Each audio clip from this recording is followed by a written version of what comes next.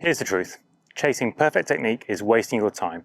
What you really need is a better sequence, a way to move that produces consistent, clean contact without having to think through positions over every shot you hit. I'm going to walk you through one of my favorite 3-step sequence drills to make sure you start hitting cleaner, more consistent shots every time, so you can stop searching for perfect and start hitting it closer. Something I'm often asked in the academy, online and in person, is how do you make it look so easy? And it's not a case of just extremely high competence, like I can chip, like my technique's pretty good, but it's all packaged together in a pretty low tempo, quite effortless look. And that look comes from sequence. One of the most damaging pieces of advice that I've seen in the past 20 years is that the short game sequence, transition particularly, should be different to full swing. It shouldn't. We've got too much evidence to show that it just doesn't change. So with the driver, it gets to the top of your backswing, everything's wound up, everything starts from the ground, right? So the knees might square up, the hips start to go, which is measured commonly on 3D. It goes pelvis, chest, lead arm, club. All right, so there's a sequence of transferring power out to the club head, and it builds from the ground. Now, for a while, it was kind of portrayed that the transition sequence in short game is somewhat different and even opposite. Right, so that's going to suggest that from the top of the backswing, you start down with the club first. Now, absolute disaster, and you've kind of got to ask yourself, where does that come from? Very good players tend to produce a lot of lag in their swing. So not just lag like traditionally what I think about, like the Hogan thing and the wrist going this way, but lag between segments. So the hips will start to go, think Rory, they'll start to go early, the back will stay to target, and there's a big separation between lower and upper body. So that's lag between segments. Somebody that generates a lot of lag can feasibly start to feel that they de-lag things early. So I think we're in a situation here where good or great players even have started to suggest that they feel they do one thing. And that's been passed on to us, it's been passed on to amateurs, passed on to everybody. There's something that we need to try and achieve. And the evidence is there that says it just doesn't happen. With these short shots, we're looking for the same sequence as driver. Admittedly, what we're not looking for is for big separation. So the Rory example just a second ago, the hips are going to go first, but there's not a big gap between the hips going and the chest.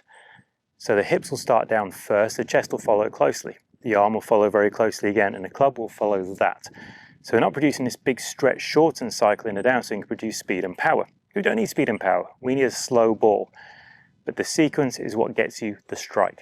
I think the best thing I can do is show you a couple of shots. So we'll switch to front camera and I'll hit a couple and just pay a little bit of attention to what moves first on the downswing. So when I get to here, what's starting to move? Where's the little pressure shift?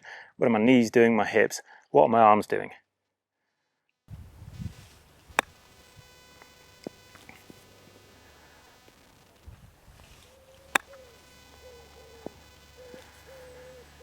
Okay, and if I start to shift and sequence properly, I'll produce adequate shaft lean, move my low point forward without being technical at all. So how do we build up to this?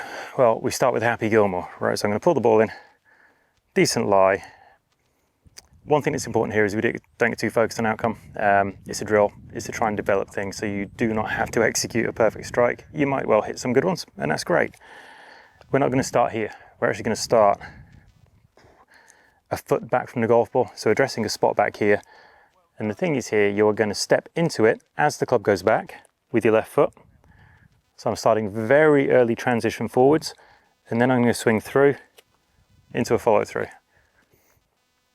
So significantly back, step forwards, and into follow through. One more time. That's a terrible lie. Let's see what happens. Still pretty good. Pretty good. So I use this drill week in and week out, day in and day out with players.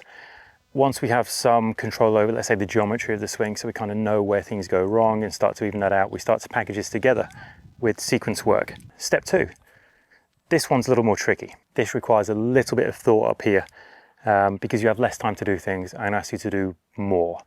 But we're getting to an end goal, right? So this is the middle one. You set up relatively normal, and say relatively, dead normal. Set up normal. And what you're going to do, you're going to leave the club head and hands where they are, and you're going to step back with the right foot. So they're going to stay where they are. Now, as the club goes back, you're going to take a step towards your right, but then before you finish the backswing and start down, you're going to step left again. So it looks something like this. Right foot makes space, step into it, step out, into follow through. So now we're getting a very definitive shift away and back into, whereas the Happy Gilmore was just a step into it. So you can see how it gets a little bit more complex and a bit more realistic. So 1, 2, step back in, into follow through.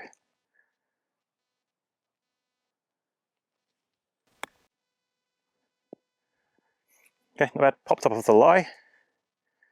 Go one more. Strike was fine. Okay, so I'm going to step away.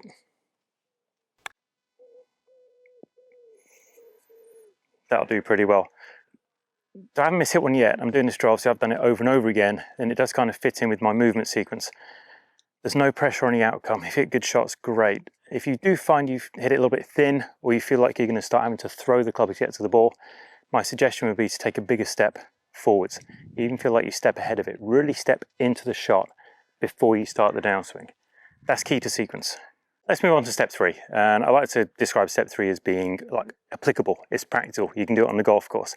So what I'm going to do here, I can set up normally, but I'm going to start stepping. So my feet are never still stationary. You're going to start stepping left to right. As the club goes back, I step into my right foot. Just a very small press. As it continues back, I'm going to go back onto my left. So this is where you might have seen some toe tappers, which are players that generally will have a small left toe lift as it goes back. That is them stepping into the right, very mildly. It's not like they're shifting miles off the golf ball. It's a very small step. And as the club continues back, they step back to the left. So they're starting their downswing very, very early, but very, very low. So let's get shuffling. So very light on the feet. As I move away, I'm going to step onto my right, but I'm going to step onto the left quite quickly. I might even step it ahead. There's no rules against you getting it off the ground, that's okay. Stepping.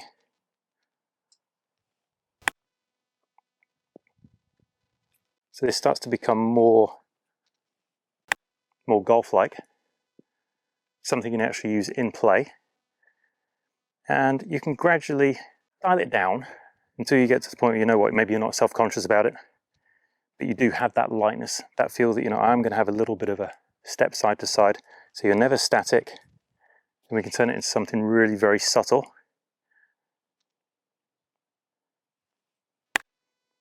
Just drop kick that a little bit, disappointing. Almost went in, it would have been the one, wouldn't it? And if you start to lose it a little bit, we just go back to the Happy Gilmore. All right, so you get yourself behind the ball. Let's start the sequence properly again. You'll be surprised.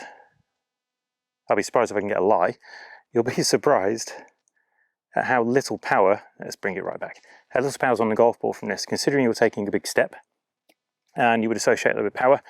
But what you're doing to take power off, because you've already stepped forwards, you've put yourself in a good spot to hit it, the hands already have some momentum to them, so there's no need for you to add to it by driving or throwing. All right, so essentially you're dialing the speed down in your arms and your hands because you're putting more in early. And that's the important thing about getting sequence right.